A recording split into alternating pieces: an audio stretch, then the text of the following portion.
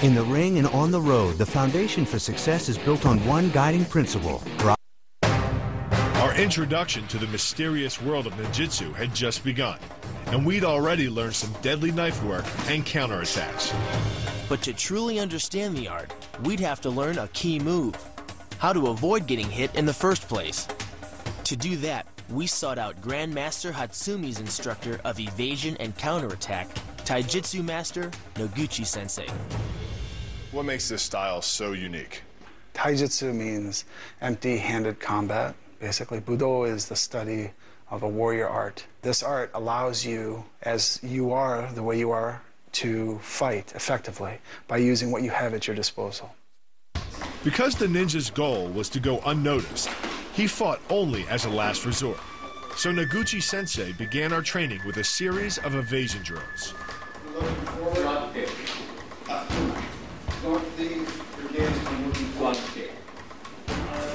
How does he get his neck to twist like that? You gotta relax. And it's a matter of locking and unlocking your muscles. Right. Oh, that's not it. You have to go over your shoulder, not your neck, so you don't hurt yourself. So just go real slow. The goal of the exercise is to roll under an attack while keeping your eyes locked on your opponent.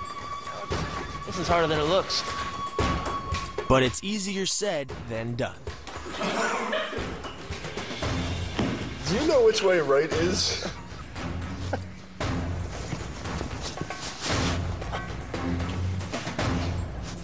I'm not getting this rolling down. Rolling is hard, man. And it only got harder when Noguchi Sensei started swiping at us with a 30-inch razor-sharp katana. One misstep, and we'd be bleeding profusely.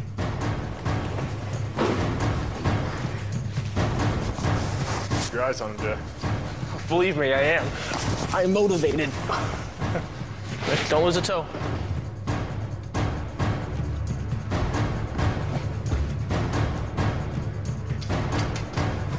That's scary. Have a ninja master swing a real sword at you, even half speed, is not something I ever thought I was going to do. If I'm ever in a situation where I have to duck a ninja sword, something went wrong. But dodging sword attacks will only get you so far. So Sensei taught us a vicious attack called Ude Gatami.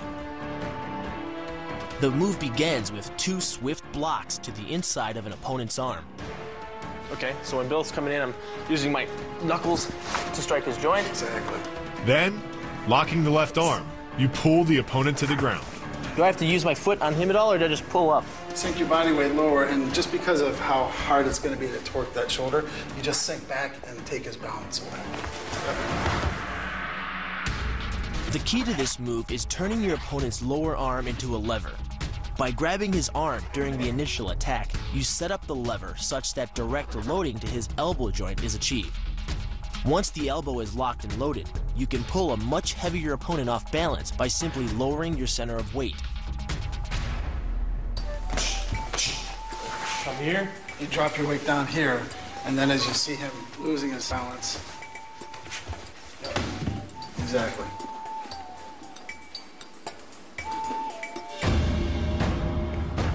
And then as you come in, this hand can come out and just cover. Just cover here. Yeah. So cover, headbutt, under the ground. Perfect. Usually, moves like this are hard for Big Bill, but Ude Gatami works for him. You weren't expecting that, were you? And the sword comes out. My eyes never left. That's exactly it. Just already thinking like a ninja. But thinking like a ninja was one thing. Fighting like one was another. To do that, we'd have to get familiar with the most iconic weapon in the ninja arsenal, the throwing star or shuriken. Which is why we're headed to Tokyo's Shimizu Park to meet up with ninjutsu master Atsuka, the leading practitioner of ninjutsu's secret weapon. Nice to meet you. Nice to meet you. Nice to meet you. So what are these? That is shuriken, Shuriken. Japanese traditional weapon. Now, how would you throw one of these? Yeah. Many kinds of gripping. Right. For example, like this, Like this. or like this. スタンスはロングディスタンス。 Atsuka Sensei explained that in feudal Japan, it was illegal for any non-samurai to own weapons. So the ninjas fashioned shurikens from common household materials like coins and nails. Every ninja clan had its own distinct shuriken. Some preferred flat, multi-pointed discs. Others threw a straight, spike-like weapon. So you're holding it between your first finger and your index finger, and you're resting the butt of it in your palm. Wow.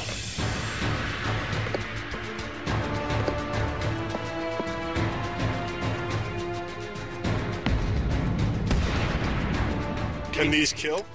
yes. It's enough to kill. This has got some weight to it. Let me see it. No, it's my shuriken.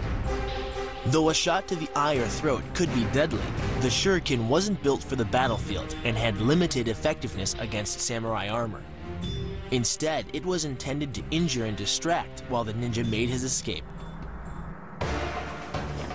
Oh, nice. Oh.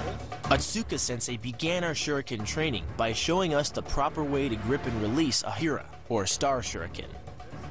Like this. And rotate it forward. Okay, this is kind of like holding it like a chopstick, huh? Chopstick? yes. Chopstick? Chopstick. A lethal chopstick. Okay? Chopstick grip. Here it goes. Oh, this is actually hard. Concentrate. All right, I took out a knee. I'm good with that. These are made of iron, and they're a lot heavier than you would imagine that they would be, but these were farm tools that would be used to get nails out of wood or out of the farm equipment, and that's how the star was developed. Oh, not good. This is harder than it looks. You really got to keep a grip of that thing and really get away from you. It goes way over top of the deal. That's a lot tougher than you think it is. And not very good shuriken thrower. The key to throwing a shuriken is to angle it slightly downward. If the throwing hand is accelerating when the shuriken is released, the weapon will continue to increase in speed until aerodynamic forces begin to slow it down. With practice, the ninja can hit his intended target from distances as great as 45 feet. At impact, that's more powerful than a Major League Baseball pitch. Let's make an enemy's face.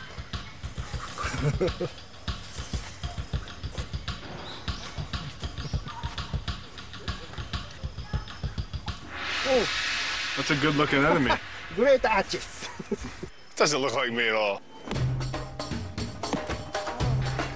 Is it weird to throw stars at yourself? It's like masochistic.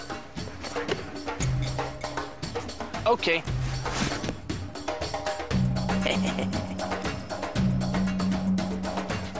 I got a hard head, don't I? He's got a thick skull. With our training in the ninja arts of concealed weapons, we've taken ourselves that much closer to face our final challenge. But there's still one more weapon we must master before we can hope to stand a chance against trained ninja warriors. Our next mission would take us to the dojo of a legendary swordsman and teach us one of the art's deadliest techniques with real blades.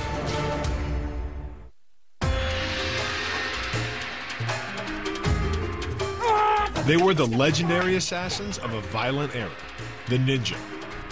We had come to Japan to learn their techniques and face them in battle, and our training had only begun.